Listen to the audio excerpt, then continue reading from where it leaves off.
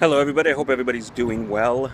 Uh, on this week's weekly ramble, I just wanted to talk a little bit about ideas, I guess, of uncertainty.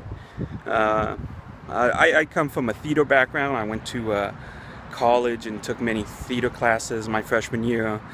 And so a lot of my writing is actually very painted by the experiences and what I learned in those theater classes.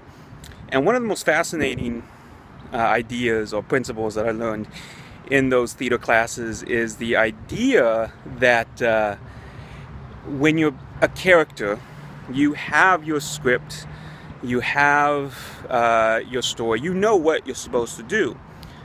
But what you have to interject in the character is a certain degree of uncertainty, because characters are reflections of life. And in life, we're always filled with uncertainty. We don't necessarily know, well, rarely do we know what we're going to do from minute to minute, day to day.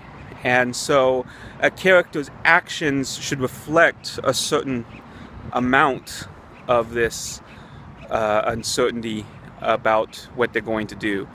And so, for instance, if you have a character who he's supposed to get mad and make a speech at dinner,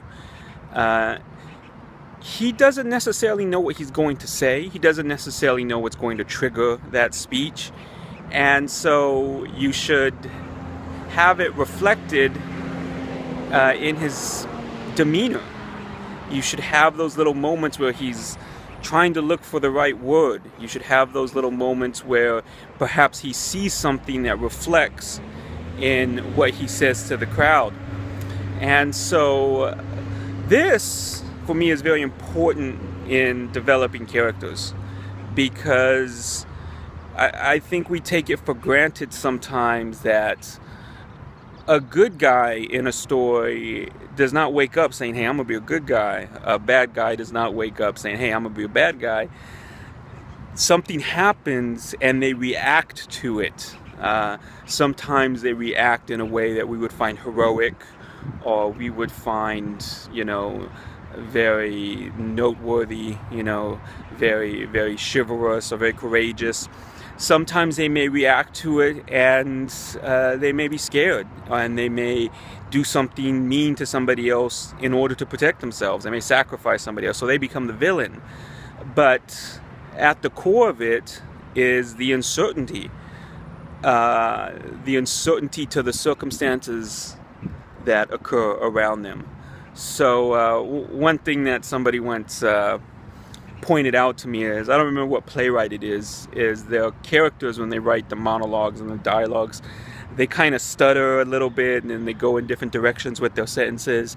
And so I guess sometimes when you see me get into lengthy discussions in my stories, you see that happen.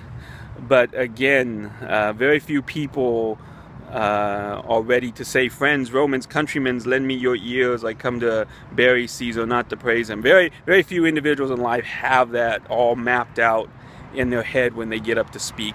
So I try to take that real world understanding of uncertainty and apply it to my stories, and more specifically to my characters, because I think that makes them become more realistic, people that we can really relate to. Okay, well, that was my ramble this week. Hope everybody's been having a great week, and I hope everybody has a great weekend. Bye.